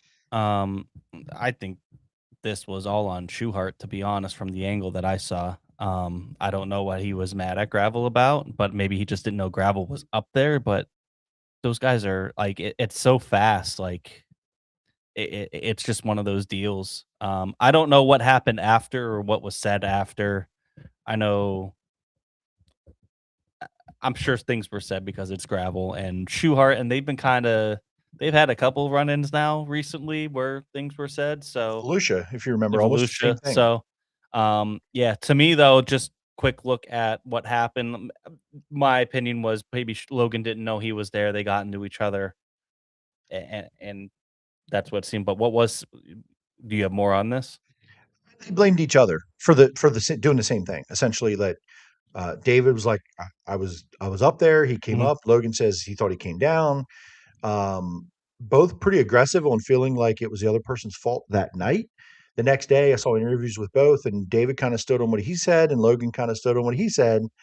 Um, and I got to be honest with you, I wanted to find David wrong and find him at fault for this, and I can't. It's Yeah, Logan drove into his left rear. I that's mean, what it looked like. Maybe if like, we had a different angle, maybe he came off the wall a little bit more, but to me, before Gravel gets flipped, I see Logan cockeyed, his nose going towards the wall. So, yeah. I don't know. Yeah, and it looked like he even almost, like, got in the gas, and it looked like the tires came off the ground a little bit, like and it pushed up to the wall even harder, but to put any of that on gravel is to me, I thought the next day he would really come out and be like, "Hey, I can own this," and he didn't. He Mhm. kinda doubled down on, like, "I didn't do anything wrong," and it was like he Yeah. kinda was like, "Hey, we're fighting for the same space." "Yeah, you are, but there was a car in this space already. You're Mhm. behind him. He was there," like, Yeah. it's Well, like, Gravel was I coming around him just coming out of turn 4. I'm Mhm. pretty sure Logan had the spot before him, so that's why I said maybe he just didn't know he was there, you know? Oh, it I don't happened know. fast. I'm sure he But it showed up happened really, fast, you really know? quick, never thought he was gonna be there, but to say that Gravel did something wrong is, to me, was like, "Brother, It's I kinda don't weird. know." Yeah. Yeah. I agree. Yeah, just and like I'm only going by the replays that I saw, and I just yeah, hard for me to kind of side with Logan there as much as I want to. I know, um, yeah, same. I was just like, "Oh, man, brother." Ah. Anyway, go JT ahead. JT22 early season hot seat Torgerson has wrecked a couple cars and didn't make the show at I-55. No I comment. I'm gonna hear so I don't get Yeah, we fined. can't we can't talk about a shark racing hot seat. We're not allowed. Um Um, I don't know if he's on the hot seat yet because he's done some pretty good things in that car. But yeah, I mean, it's been a little bit of a rough go, but that's life on the Outlaw Tour, man, especially as a rookie. Look at all those rookies. They've all had up and down years so far, and that's how it goes. It's going to be like that for another 6 months. Or yeah, 6 months until November. That's just how it goes. You just hope you have more ups than downs. No gravel or shoe art fan, but when they run together, they drive each other hard for sure. And I think this is a product that just, again, they had the kind of same deal at Volusia, and this was a little bit different, but kind of the same spot. Front stretch, one guy came into the other. Yeah, it happens. Yep. Gravel and shoe art turning into Earnhardt and Bodine. The rivalry we all didn't know we needed. There's nothing bad about shark racing. We're not saying there's anything bad about shark racing at all. No, we like shark racing. That's not. If you know any lore of the podcast, that's why we say we can't talk about it. But it's a joke. It's a joke. Calm down. Relax. We love shark racing. Fans and pit crew should stay off the track. I was referring to the couple the Bedford thing. Before the Bedford thing. Yeah. How about it? Chaos. This doesn't get DBC's shit show of the week. Nothing does. Yeah. So yeah, I remember seeing this. So at Bedford, woman. I'll just say what Brandon said here. Woman jumped on top of a race car. Then the other guy got drugged by the car. Not sure that was what that was all about, but definitely not a cool situation. Any details on what happened? No. So there's a disagreement between two drivers. The driver came up to the driver that got wrecked went up to the other driver who was stopped on the front stretch. Was talking to him. Wife comes out, jumps on the dude's car. Then the guy in the car starts driving away. Had to be was driving with people in the window or on the car. Was not a safe look at all. Pretty wild. I'm not sure what happened after that, but pretty insane clip if you find it. What is it with Bedford? Had to be Bedford. Man. Had to be because Andy May. Andy May had to have said something and provoked him. Chaos erupted afterwards. Yep. Point standings for the World of Outlaws. Getting a little bit smaller, but it's Carson Macedo still in. It's David Gravel on top of this, but Carson Macedo in second. I'm pretty sure I updated this. I had to have updated this. Yeah, Carson Macedo in second. You had to because Buddy was almost 100 points out. Yeah. Yep. So that gap is closing there between the top three, but then you got Donnie Schatz and Sheldon Haudenschild all within 100 points as well in the top five. Then it's Logan Schuart, Garrett Williamson, Spencer Baston, Chris Wyndham, and Bill Baylog. The top 10. Yes. Sneak, like you would think right now it's been it feels like it's the Buddy and Gravel show, them two. Carson Macedo's right there. He's been very, very consistent. If he can get a couple more wins, he's going to be a factor as well. It's going to be fun to watch. And Donnie Schatz and Sheldon Haudenschild have been more consistent than they have been in the past couple of years so far. They can continue that. It's going to be fun all the way to World Finals. It feels very much rinse and repeat a little bit, right? Buddy and Gravel win a lot of races. Macedo just doing what Macedo does. He'll win his share of races, but it feels very similar to last year, short of Buddy had a run there with like bad luck. I feel like we're watching a replay last year to a point. Yeah. And again, like I said, if Gravel finishes 20-something there instead of 9th, this points gap is even smaller. You know what I mean? So shout out to that team for getting them back out there, and shout out to the Outlaws, I guess, for having a work area, because I don't know if that would have been possible the way that thing looked. Because I thought, okay, maybe there was was there fence repair or something that they had to have such a lengthy yellow, but no, they just got them out there. So, all right, let's take a look. Think about it. I don't know if there was any flat tires on that car. Believe that. Yeah. Crazy. It might have been, but this weekend we got a double dipper for the PA Posse series. We got the Tommy Hinnershitz Classic at Williamsgrove. I believe that one's $8,000 to win on Friday night. 410s with extreme stocks. How about it? That should be fun on Friday night. And then the Weldon Sterner Memorial 410s and 358 sprints on Saturday at Lincoln. That one's $7,000 $169 to win, I believe. So a little bit more, a little bit of a bigger purse than so far. These are the two biggest paying races so far of the year, actually.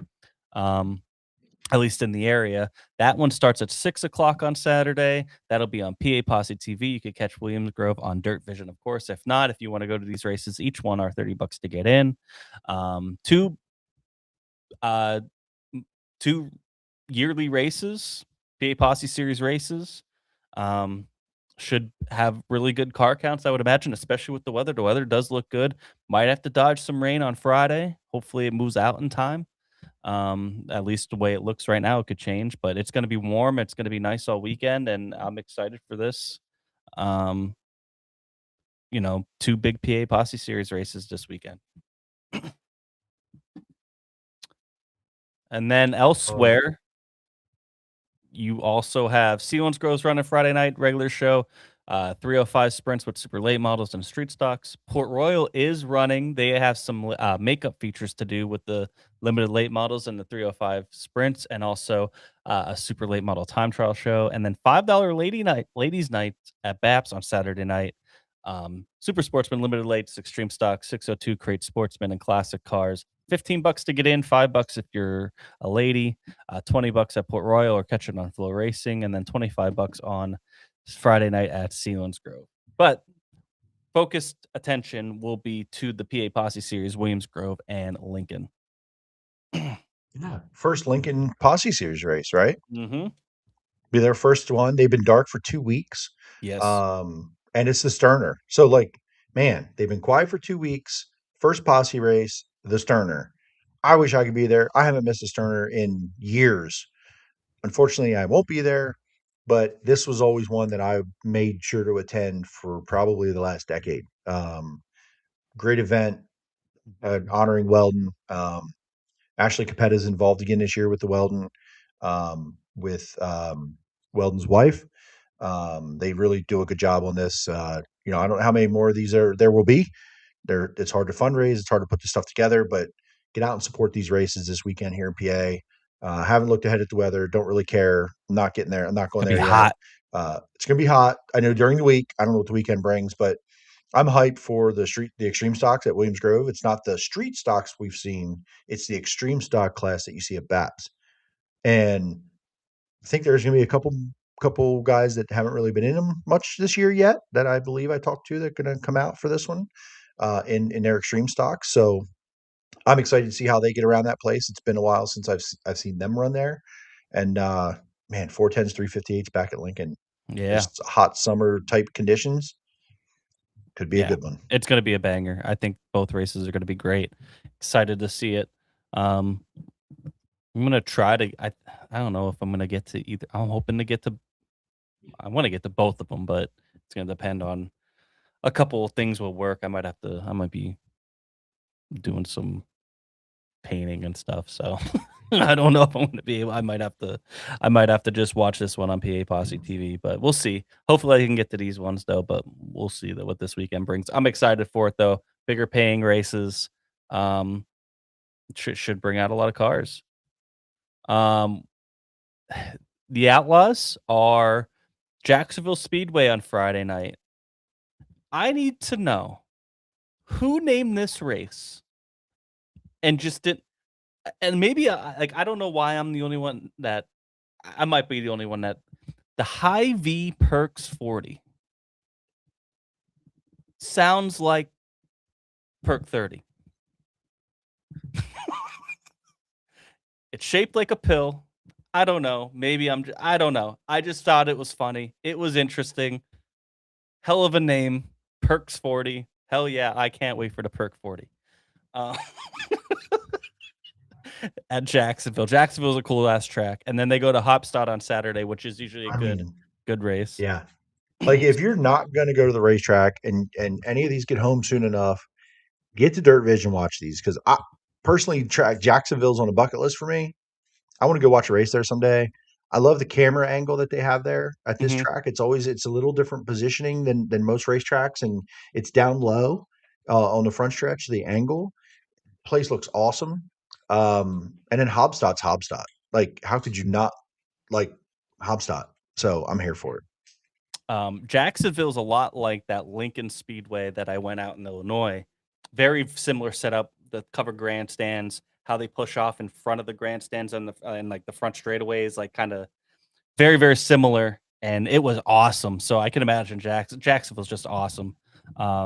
Should be like you said, should be one of those that like make sure you're watching. Yeah. And then High Limit is back in action this week. They'll be at Lakeside Speedway on Friday night and then Lucas Oil Speedway on Saturday. So Friday, Saturday, all weekend long. Nothing on Sunday. I think the All-Stars are at All-Stars got their season kicked off at Attica this past week to a pretty rubber down racetrack, but they had a really good car count. I think that Attica and Bristol had the same amount of rubber on the racetrack. Yeah, right. From what I watched in the Cup Series. Yeah, it was the same. I actually thought it was an asphalt sprint car race. It was wild. And you would never know that it rained there for like all week, like they said. A month. Or a month or whatever it's been. By that place blowing dust. But I can't remember where they're at this week. I want to say Fremont. Same. Fremont or Wade County, one of those Ohio tracks, but that's where the All-Stars are. And if anybody was interested, I had this here. I didn't mean to put it here, but it's here. Our PA Posse iRacing League Tuesday and Thursday. iRacing League. Yeah, you've been streaming on our Twitch. You can watch if y'all are bored. Jimmy's been streaming our shit show of iRacing League. We've got some iRacing pros in it. We've got a bunch of hacks like us. Yep. We've got some PA Posse sprint car drivers, real life in there. Yeah. They kind of come in and out, and Jimmy will stream it on our Twitch. If you have nothing to do and want to watch us be idiots and crash each other, come watch that. Yeah, 7:30 over on our Twitch, twitch.tv/turn2terribles, Tuesdays and Thursdays, where we mirror the real life schedule pretty much. So as best as we can. Yeah, our buddy Landon Crawley's been running with us, and he had a pretty good weekend over there at I-55. So yeah, I think last week Jude Siegel was there. Jude, we had Talon Haas. We had every now and then you get a wild Brett Strickler sighting. Strickler. Very, very rare. Once in a while, Troy Wagaman will run with us. It hasn't been a while, but Brett Strickler for sure. Season started. It gets a little it gets hard. Less. But yeah, if you're interested, check that out. I'm excited for some good racing this weekend. I'm excited for some warm weather. It's going to be hot. I'm hoping it's stays that way. We've been, knock on wood, pretty lucky with weather so far. I mean, not too many rainouts so far. It's been pretty nice, not necessarily the warmest conditions, but not awful either, compared to some last year. So, yeah. Oh, see Tyler's question? Yeah. Need some help with a new segment for a digital program at the track. 2 drivers you expect to win Friday night and 2 underdogs that have a chance to win Friday. Okay. I got to know who's running Friday. So I guess everybody, Posse Series race, right? So yeah, I think it's time. Drivers I expect to win. I'm going to give you 2. It's Danny. Yeah. And it's Lance. They're rolling pretty good right now. And then underdogs, and so this is a weird one because there's underdogs and there's underdogs that could win, I think. Like they're not the favorites, but that to me is Cam Smith and Dylan Norris. They're my 2. Those are 2 good underdogs. Those are really good underdogs. My 2 favorites, because I would go. I want to take Troy, but I'm going to go Chase Dietz. I think that team is just rolling right now. Really, really well. I'm going to go Freddie because I feel like he's going to be pissed off about Sunday and come out and maybe if he could time well, man. I mean, because I would imagine both of those shows are going to be time trials. So if he could time well, I mean, he's a factor as anybody else that we've talked about. Underdogs, you picked the 2 probably best ones. I'll go Buddy Schwabens. And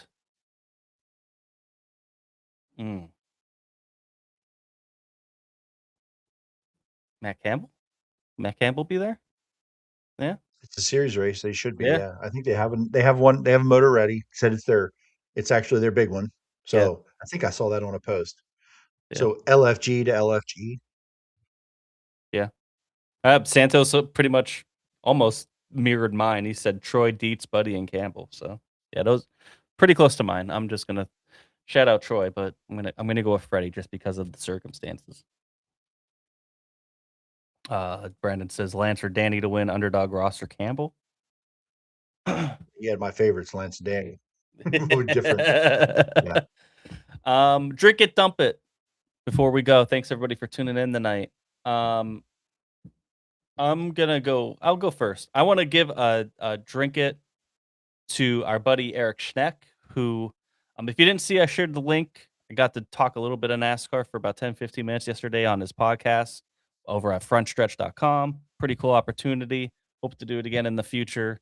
Cool deal that he has going on over there. Thanks for him for inviting me on.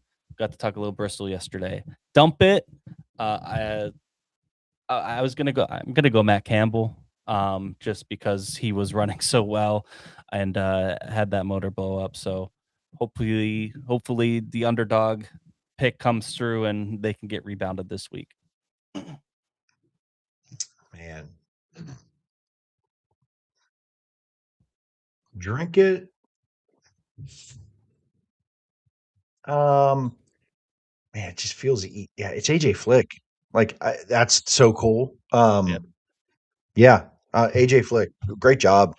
I feel like you could drink it to Chase Dietz every weekend for something, and that was a cool win since 2019 at running a lot of races at BAPS and not winning.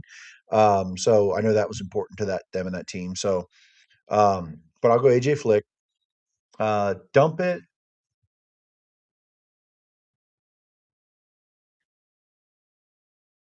Kerry Madsen, I think. Ooh, yeah, that's a good one. 2 out of 3, kind of DNFing, and traveling in here. Promising speed early, didn't get what they wanted. I know that team had put on social media, recently about looking for more funding partners. So is there funding issue? Like you don't really want to travel this far and then not be able to take something back with you. So I'll take Kerry Madsen this week on that one. That's a good one. I like that. Let's get to a couple of you guys. Yeah. Hey, real quick. Brent Shoes, put his up real quick. Yeah. Logan Jones. This guy won his first career legend race, came off turn 4 and did donuts right at the flag stand like a NASCAR race. Did donuts, man. There was black donut burnout marks on the front stretch in Victory Lane. Now, I've never seen that before. That was really cool. And then he said also dump it to the Montgomery in that legend crash in turn 4. You posted a picture of it. You don't see a legend get over like that too often, not that high up the track especially. And shout out Brent Shue. I have a video of him racing Race Nelson. It was looked like an offensive lineman like camp at the combine. These two big guys running. That's going to go on the internet. I'm going to post that at some point. Sarah said she sent you a message about the Fallen Heroes race at Lincoln, which we will be at. That's coming up. Be end of May. Once we get past Sterner here, we'll probably start talking about that a little bit more. As too far out, people forget. Yeah. So we'll definitely get you in there soon, Sarah. Amanda says, drink it to AJ Flick with his win at Selinsgrove and Tanner Holmes top 5 at BAPS. Those are two really good ones. Tanner Holmes really impressed me at BAPS. Dump it to the World of Outlaw wreck. Mandy seems to have that. BAPS seems to provide that sometimes, right? Remember we saw Borden jump on the scene at BAPS. We saw Ashton Torgerson get his first 410 win at BAPS. It seems to be a track that guys can come in and have some success at. At Williams Grove, he kind of got his butt kicked in the heat a little, went forward in the feature, but that's tough. Lincoln can be tough sometimes for newer guys. BAPS has that feel where you guys seem to, I don't know if it mirrors some things they've done before or what, but we've seen that before for sure. Dirt Track Ant says drink at the Dietz and Flick. Mandy says, drink it to the weekend winners, especially Flick, Smith, and Dietz. My birthday coming up this Sunday. Happy birthday. Matt bringing the fun juice to the track Friday. Dump it to my cool coworker quitting and messing up my schedule. RIP vacation for Morgan Cup. Oof. Oh. Torn up cars, especially at Peevely. No local racing on my birthday, apparently. Tough. Santos. Drink it to AJ Flick and the 77 team. Really cool to see them click off a win. I see what you did there. And have speed to start out. Also, all the great racing in PA this weekend. Dump it to the chaos at Bedford. Not a good look. And always drink it to you guys for another great show. Thank you very much. The Trek at also dumps it to Kerry Matson.